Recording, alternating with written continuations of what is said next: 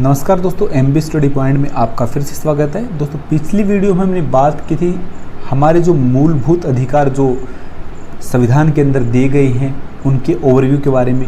अगर उसके आगे हम डिस्कस करें वन बाय वन, तो पहला हमारा जो अधिकार है वो राइट टू इक्वलिटी यानी समता या समानता का अधिकार।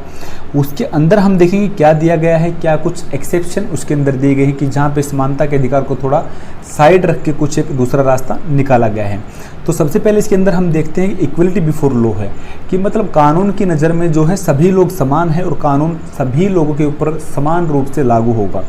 अगला क्या है कि कोई भी आदमी जो है कानून को साइड में रख के अपने मनमाने ढंग से अपने आर्बिट्रेरी वे में पावर का अपनी शक्ति का इस्तेमाल नहीं कर सकता है। लेकिन इस समानता के अधिकार के अंदर भी कुछ एक्सेप्शन दिए गए हैं।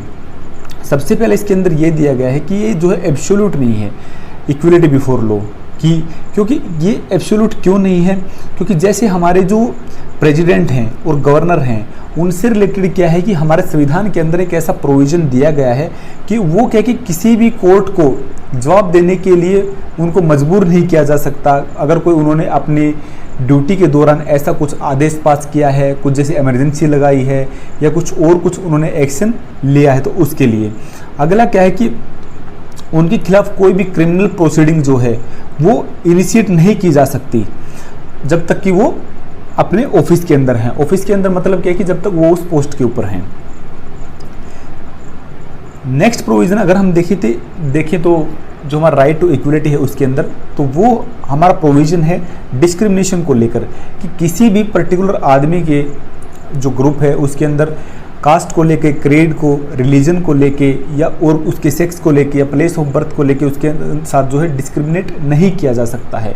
मतलब आप उसको ऐसा नहीं कर सकते कि कुछ आपने जो है पब्लिक रिसोर्सेज जो है जैसे जनरल पब्लिक जो यूज करती है, जैसे कुएं हो गए, आपके रेस्टोरेंट हो गए या होटल्स हो गए, कि आपने उच्च जाति के लोगों के लिए अलग बना दी और वो अब जो पिछड़ा वर्ग है या जो दूसरी जो अनुसूचित जाति और जनजाति हैं उनके लोगों को उसका एक्सेस नहीं मिल पा रहा। तो इस टाइप से आप उनके साथ डिस्क्रिमिनेशन नहीं कर सकते इस बेस पे।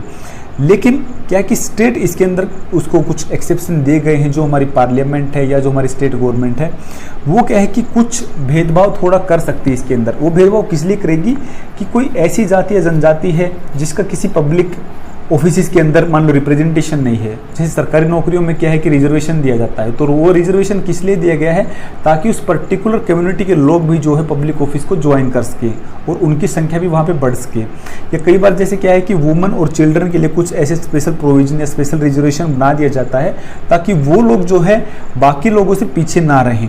जैसे आदमी मान लो फीमेल जो है वो मेल से पीछे ना रहे, इसलिए कुछ उनको स्पेशल राइट, स्पेशल रिजर्वेशन को दिया जाता है।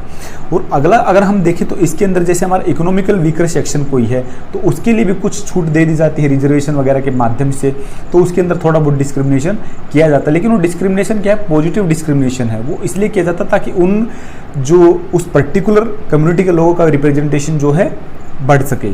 नेक्स्ट हमारा equal opportunity in public employment. इसका मतलब ये है कि आर्टिकल 16 में कहा गया है कि सभी लोगों को जो है एक जैसे अपॉर्चुनिटी प्रोवाइड की जाएगी उनको जो है पब्लिक ऑफिस ज्वाइन करने की या उनको सरकारी नौकरियां प्राप्त करने की। लेकिन इसके अंदर क्या है कि पार्लियामेंट कुछ रेजिडेंशियल कंडीशन या कोई पर्टिकुलर स्टेट जैसे कुछ ऐसी कंडीशन लगा सकता है कि वो पर्टिकुलर उस स्टेट के लिए ज़्यादा रिजर्वेशन रख सके। कि फॉर एग्जांपल अगर मान लो एक स्टेट है जैसे हरियाणा, तो हरियाणा क्या है कि अगर मान लो चाहे हरियाणा की सरकार तो ऐसे कर सकती कि जो कोई भर्ती निकालती है, फॉर एग्जांपल उन्होंने 100 वैकेंसी निकाली, तो वो ये फिक्स कर सकती है कि इसमें से जो है 70 जो है वो हरियाणा के लोग ही इसके अंदर भर्ती होंगे, 30 जो है बाहर के हो सकते हैं। तो इस टाइप का जो रिजर्वेशन का या कह लीजिए या कोई स्पेशल प्रोविजन जो है वो लगा सकते हैं। अगला जो है स्टेट कुछ जो है बैकवर्ड क्लासेस जिनका क्या है कि एडिक्वेटली रिप्रेजेंटेशन नहीं है किसी गवर्नमेंट जॉब के अंदर, तो उनके लिए भी कुछ स्पेशल प्रोविजन कर सकती है। नेक्स्ट हमारा एबोलिशन ऑफ अनटचेबिलिटी। आर्टिकल 17 जो हमारे कॉन्स्टिट्यूशन का वो क्या है कि एबोलिशन करता है अनटचेबिलिटी का, और इसको क्या है कि मना करता है कि किसी फॉर्म में अनटचेबिलिटी को नहीं अपनाया जाना चाहिए, और ये क्या है एक पुनिशेबल ऑफेंस है। Next is abolition of titles. For example अगर मान लो कोई जैसे उपाधि है जैसे कि पहले होता था कि ब्रिटेन के अंदर किसी को उपाधि प्राप्त होगी या किसी और दूसरी फॉरेन कंट्री ने किसी को उपाधि प्राप्त कर दी, उपाधि दे दी किसी सिटीजन को, तो वो उपाधियों को अपने नाम के साथ जोड़ने की जो है वो परंपरा भी इसके द्वारा खत्म कर दी गई है। ये प्रोहिबिट करती है इंडिया का कोई भी सिटीजन जो है किसी दूसरे देश से कोई उपाधि प्राप्त नहीं करेगा।